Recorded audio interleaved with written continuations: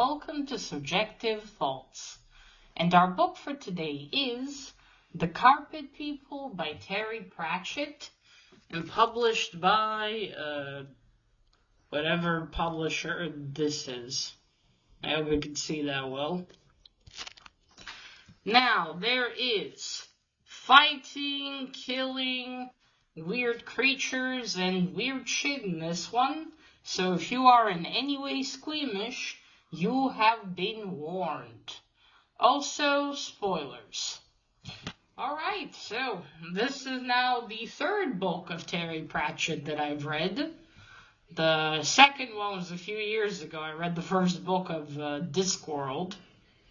And then the first one when I was a child. And I read the Hebrew translation of... I can't remember the name of the book for the life of me. But I want to find it again and reread it, but in English this time. Oh, back then I didn't know how to read in English. Now, this is one that I've gotten as a birthday gift from one of my best friends like 5 years ago, maybe more. And I just haven't gotten around to, and finally I did. And I didn't know really what to expect, I mean, with a name like Carpet People. But I thought, oh, let's read and see, and oh boy, did I end up enjoying myself a lot.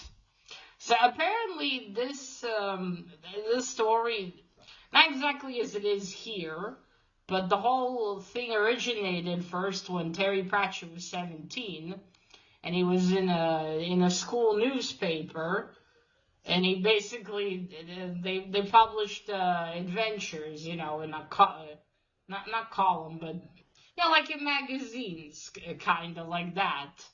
And that's where the characters for the Carpet People came from. In the end of the book, after you finish the story, there's all these, everything that he wrote. And you also have Terry Pratchett's own illustrations. You can see them here. So that was pretty cool to find out. I didn't read all those little bits in the end, but I thought that he wrote it when he was 17, but like how it is here in the book. But no, the idea came when he was 17. It was just in these short little stories in the newspaper. That's pretty cool. Okay, so, and then years later, when Terry Pratchett was already well known, a lot of people were asking about the Carpet People, these characters. And so he basically, I guess, just took that and then made this story here. Which, again, is really fucking cool. Okay, so the story of the Carpet People is all about, as it sounds, the Carpet People. Translation for Hebrew is also quite literate. Like literally, Anshe Shatiach. So yeah, it's about people who live in a carpet. Like inside, just imagine you have a carpet. Imagine there's a whole life inside of it. Just in that carpet, like these tiny, tiny, tiny people. For some reason it made me think, I didn't see the movie, but maybe it's a Pixar, where there's this, what was it, an elephant, and then there's a dandelion, and there's a whole world on the dandelion. Kind of like that, so it's the carpet, it's these whole people's world, and it works there's an empire, and then there are all these other sort of creatures whose names, even if I tried to pronounce, my pronunciation would probably be wrong. But it starts with how do you even call them? This is what I don't even... Whoops, wait. How would you call them? Mon-Rong tribe. So the Monorongs. Again, I'm probably butchering this, but it's basically that tribe. It starts with them. Now, they just camp out, they have their tents. And we're with the chief, Glork, and his brother, Cinebril. Again, I am definitely butchering these names. Just every time I read them, I'm like, is this how you pronounce it? But it's about their tribe, and how one day something that's called the Fray happens. Sorry, I'm moving you, and it destroys their little village of huts. And the Fray is just basically someone came to vacuum the carpet, and that's the Fray. And Cinnabril, the younger brother, can actually feel it as, like, before it's happening, gets this massive headache. So that happens, and then they have to go to another place in order to be safe. And then these just all these other creatures, the moles and the snags or snargs. These things with teeth, and the moles are these vicious creatures that just want to destroy everything because they believe in the Fray and this vacuum cleaner. And it's just a whole world that Mr. Pratchett created. Sorry, Sir Pratchett created, just living on a carpet. And every moment I thought, oh, is this gonna, tell us on how, because again, all this time just imagining this is a carpet in someone's home. And, the owners, something falls on the carpet, the owners decide to vacuum. And it's just both fascinating and horrifying to learn, because imagine what happens if they throw out the carpet. What happens to the world then? Do everybody get crushed? Because I couldn't help but thinking you have to hope that this carpet is never moved. So it's just... So yeah, all these people basically live like tribe people, where they just have the huts. They don't have any technology, no electricity and such. They have the Empire, and then they have these other kinds of people that can see all possible futures and past at all times. And then they meet a special one that can actually see all of these futures and not... see all of these futures and actually... She sees them all the time and goes to them. And like in the end, the story focuses on this one future where everyone didn't die, and they won, because in the end, all of these people of the carpet have to fight against the moles that want to destroy everything. And so that's what they do after going on a series of adventures and just discovering all these creatures, all that. It's just, you have to read it to really fully grasp it. You have to read it a few times to actually describe to you properly. Again, the plot's not complicated, but Sir Pratchett came up with so many things and so many creatures that you just have to basically stop on each one. And it's a lot of fun to read. It is. I just had a blast reading this one. It was so much fun. Just all the descriptions, all the characters, little bits of humor in there.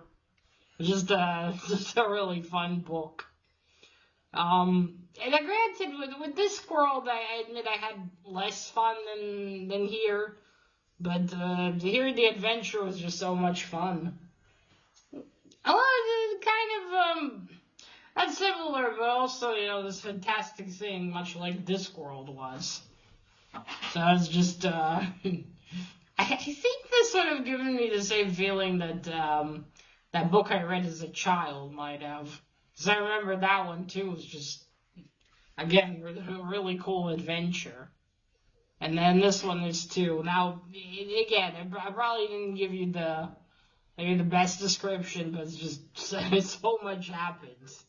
All the characters and everything is just awesome. I had a blast reading this. It was also cool to see Sir Pratchett's illustrations as well. You can see some of them here on the cover. Over there, that's another one of those people there. These are like way smaller people. Okay, let me show you some of the illustrations. Now, what's cool in here is these white pages inside that have the illustrations in color. You see, so that, for instance, that's the original jacket. Look at that. Looks like a sugar cube that fell into the carpet. There's even a photograph of Sir Pratchett in here. Oh, there we go. There's a Glork. He's the chief. Oh, sorry. And this is Pismir.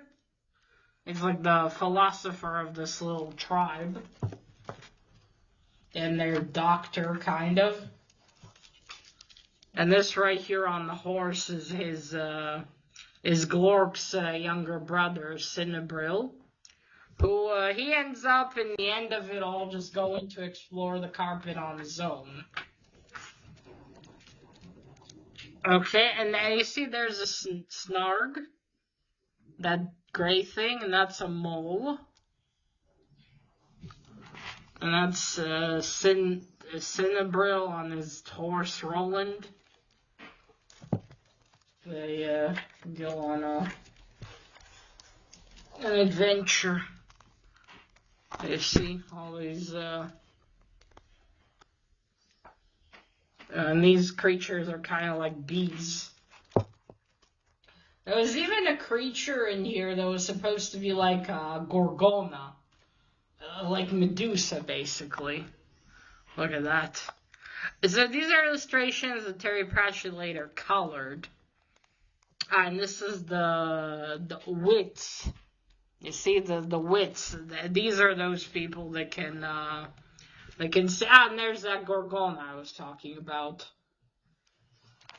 They can see like all the past, the future. It's very confusing.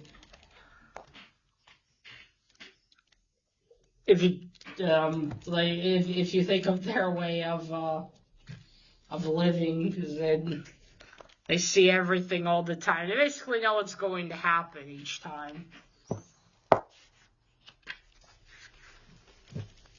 And there we go here.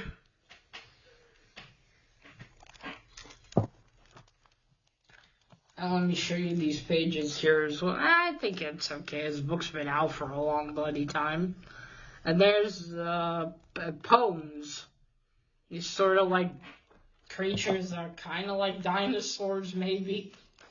Not entirely. Ah, there they are. You see they have wings. Just a lot of...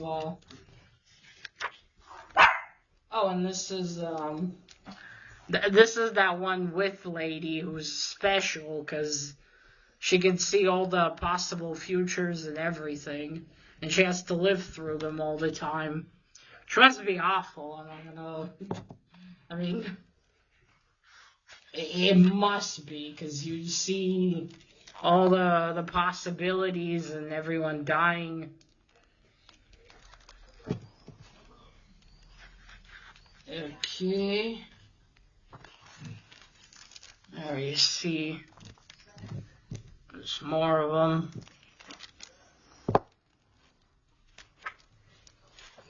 Oh, and this is Bane. It has a character named Bane in here. He's from the Empire. There's people called Dumai. I think it's supposed to be like the Romans in here. The full name is Banus. It's quite the name. Bane's easier to remember, though. And there you see a carpet person.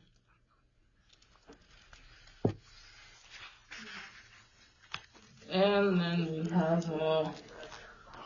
we have here more of the carpet. These illustrations are great. And there's a photo of Sir Terry Pratchett from 1971. I wonder how old he was then. There we go. Look at him. I wonder where he is in this picture. So yeah, Mr. Pratchett had an interesting art style. It's actually really cute. Colored, it looks even better. His little illustrations. Mr. Pratchett passed away in the, I think in the 2010s. He passed away. Unfortunately, he had Alzheimer's, and sorry, Siren, and that's why he passed away. But I think he wasn't very young. I don't even know when he was born. Really. I just remember that because at the time, he and Neil Gaiman were really good friends, and he talked about it at the time. And also, they have their book together, Good Omens, which I read twice now. But yeah, it's just this was really cool. Again, I didn't give the best description, but I just really wanted to talk about this one after finally reading it. Now, when I was going to, I thought for some reason it might be just short stories, which, but funnily enough, it did start the short stories in the paper, and then Mr. Pratchett just wrote a big adventure in the end, years later, which is which is really neat. I guess people remembered it from the paper and just really enjoyed it. I can see why. It's definitely one that's fun to read, and I think would be great to read to kids. Well, Mr. Pratchett wrote a lot of children's books, from what I understand. But yeah, this has been a really great book to read. I'm definitely going to give it a reread in some time. Fun adventures, interesting little weird creatures. And also now I wonder if there are little people on the carpet. What happens to them? Alright, folks, so that is it. Let me know what you thought of the carpet people if you've read the book. Let me know down below. And remember, collect what you're passionate about and share it on YouTube. Bye!